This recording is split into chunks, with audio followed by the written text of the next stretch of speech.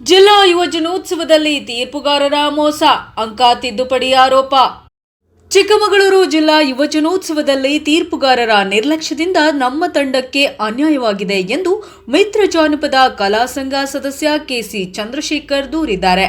ಅವರು ಸುದ್ದಿಗೋಷ್ಠಿಯಲ್ಲಿ ಮಾತನಾಡಿ, ನವೆಂಬರ್ 4ರಂದು ನಡೆದ ಸ್ಪರ್ಧೆಯಲ್ಲಿ ಜಾನಪದ ಗೀತೆ ಮತ್ತು ನೃತ್ಯ ವಿಭಾಗದಲ್ಲಿ ನಮ್ಮ ತಂಡ ಹೆಚ್ಚು ಅಂಕಗಳನ್ನು ಗಳಿಸಿದ್ದರೂ ತೀರ್ಪುಗಾರರಾದ ಡಾಕ್ಟರ್ ಪಿ ಗೌರೀಶ್ ಮತ್ತು ಕೆ ಸುಜಾತಾ ಅವರು ಅಂಕಪಟ್ಟಿಯಲ್ಲಿ ತಿದ್ದುಪಡಿ ಮಾಡಿ ಇತರ ತಂಡಗಳನ್ನು ಗೆದ್ದಂತೆ ತೋರಿಸಿದ್ದಾರೆ ಎಂದು ಆರೋಪಿಸಿದರು.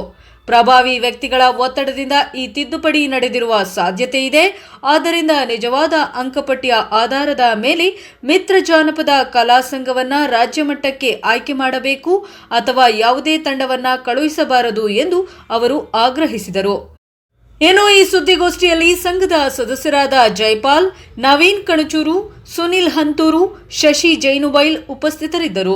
ವರದಿ ಪ್ರಕಾಶ್ ಬಕ್ಕಿ, ಪ್ರಜಾಪವರ್ ಟಿವಿ, ಮೂಡಿಗೆರೆ. ಈ ರೀತಿ ಇದ್ದಿದ್ರಿಂದ ಇಲ್ಲಿ ಅವ್ರನ್ನ ಒಂದು ತಡೆಯಕ್ಕೆ ಯಾರಿಂದ ಸಾಧ್ಯ ಇಲ್ಲ. ಇಲ್ಲಿ ಜಾನಪದ ಗೀತೆಯಲ್ಲಿ ಅಷ್ಟು ಸ್ಪಷ್ಟವಾಗಿ ನಿಮಗೆ ವಿಡಿಯೋನು ಕೂಡ ನಾವೇ ಕೊಡ್ತೀವಿ. ನಿಮ್ಮ ಎಲ್ಲಾ ಮಾಧ್ಯಮಗಳಲ್ಲಿ ಪ್ರಸಾರ ಮಾಡಿ ಯಾವ ತಂಡಕ್ಕೆ ಅತಿ ಹೆಚ್ಚು ಅಂಕಗಳನ್ನ ಕೊಡಬಹುದು ಅನ್ನೋದನ್ನ ನೀವೇ ನಿರ್ಧಾರ ಮಾಡಬಹುದು. ಅಷ್ಟು ಮಟ್ಟಿಗೆ ಸ್ಪಷ್ಟವಾಗಿದೆ. ಆದ್ರೂ ಕೂಡ ಇಲ್ಲಿ ಈ ಡಾಕ್ಟರ್ ಎಸ್ ಬಾಲಾಜಿ ಅನ್ನೋರ ಹಸ್ತಕ್ಷೇಪ ಇದೇನು ಹೊಸದೇನಲ್ಲ. ರಾಜ್ಯ ಮಟ್ಟದ ಯೋಜನೋತ್ಸವ, ರಾಜ್ಯ ಮಟ್ಟದ ಯೋಜನಾ ಮೇಳ, ಎಲ್ಲಾ ರೀತಿಯ ಕಾರ್ಯಕ್ರಮಗಳಲ್ಲಿ ಹಸ್ತಕ್ಷೇಪ ಮಾಡಿ ಕಲಾವಿದರಿಗೆ ಮಸಿ ಬಳಿಯುವ ಕೆಲಸವನ್ನ ಇವ್ರು ಮಾಡ್ತಿದ್ದಾರೆ.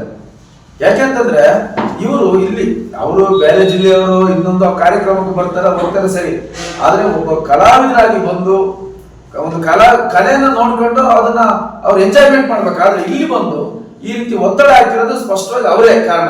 ಯಾಕಂದ್ರೆ ಡಾಕ್ಟರ್ ಪಿ ಗೌರೀಶ್ ಇಲ್ಲಿ ಡಾಕ್ಟರ್ ಶಿವಕುಮಾರ್ ಬ್ಯಾರವಳ್ಳಿ ಕೊಟ್ಟಂತ ಒಂದು ಅಂಕಪಟ್ಟಿ ಸ್ಪಷ್ಟವಾಗಿದೆ, ಯಾವುದೇ ರೀತಿ ತಿದ್ದುಪಡಿ ಆಗಿಲ್ಲ.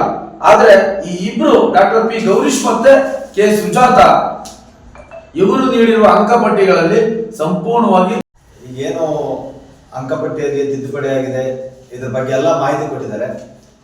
ನನ್ನ ಪ್ರಶ್ನೆ ಏನಂತ ಹೇಳಿದ್ರೆ, ಒಬ್ರು ಕನ್ನಡ ಜಾನಪದ ಪರಿಷತ್ನ ರಾಜ್ಯಾಧ್ಯಕ್ಷರನ್ನ ಮತ್ತೆ ಯುವ ಒಕ್ಕೂಟದ ಅಧ್ಯಕ್ಷರನ್ನ ಆಯೋಜಕರಾಗಿ ತಗೊಂಡಿದ್ದಾರೆ. ಅಂದ್ರೆ ಇಲಾಖೆ ಅವರ ಸಹಭಾಗಿತ್ವದಲ್ಲಿ ನಾವು ಈ ಕಾರ್ಯಕ್ರಮವನ್ನ ಮಾಡ್ತಿದೀವಿ, ಅವ್ರನ್ನೂ ಸೇರಿಸ್ಕೊಂಡು ಮಾಡ್ತಿದೀವಿ ಅಂತ ಹೇಳಿ ತಗೊಂಡ್ಮೇಲೆ ಅವ್ರನ್ನ ಒಂದು ತೀರ್ಪುಗಾರರಾಗಿ ನೇಮಕ ಮಾಡ್ತಕ್ಕಂಥದ್ದು ಸರಿಯಲ್ಲ ಅನ್ನೋದು ನನ್ನ ಪ್ರಶ್ನೆ. ಯಾಕಂತ ಹೇಳಿದ್ರೆ ಅದೇ ಯುವ ಒಕ್ಕೂಟದ ಜಿಲ್ಲಾಧ್ಯಕ್ಷರ ಟೀಮ್ ಅವ್ರು ಹೇಳ್ದಂಗೆ ಇದೆ, ಮತ್ತೆ ಕನ್ನಡ ಜಾನಪದ ಪರಿಷತ್ನ ತಾಲೂಕು ಅಧ್ಯಕ್ಷರ ಟೀಮ್ ಸಹ ಅಲ್ಲಿ ಪಾರ್ಟಿಸಿಪೇಟ್ ಮಾಡ್ತಾ ಇದೆ. ಈ ತರ ಇದ್ದಂತ ಸಂದರ್ಭದಲ್ಲಿ ಅವರೇ ರಾಜ್ಯಾಧ್ಯಕ್ಷರೇ ತೀರ್ಪುಗಾರರಾಗಿ ಕೂತಂತ ಸಂದರ್ಭದಲ್ಲಿ ಅವೆರಡು ಟೀಮಿಗೆ ಎಲ್ಲ ಫಸ್ಟ್ ಅಥವಾ ಸೆಕೆಂಡ್ ಆ ರೀತಿ ಮಾರ್ಕ್ಸ್ ಕೊಡ್ತಕ್ಕಂಥ ಸಾಧ್ಯತೆಗಳು ಜಾಸ್ತಿ ಇರುತ್ತೆ. ಹಾಗಾಗಿ ಆ ಮುಖೇನ ಅವರಿಗೆ ಯಾರು ಜಾಸ್ತಿ ಮನವೊಲಿಸಿದ್ದಾರೆ ಅಂತ ಟೀಮಿಗೆ ಇವರು ಪ್ರಥಮ ಸ್ಥಾನವನ್ನು ಕೊಡಿಸಿದ್ದಾರೆ. ಅದೇ ಹೇಳ್ಬೇಕಂತ ಹೇಳಿದ್ರೆ ತೀರ್ಪುಗಾರ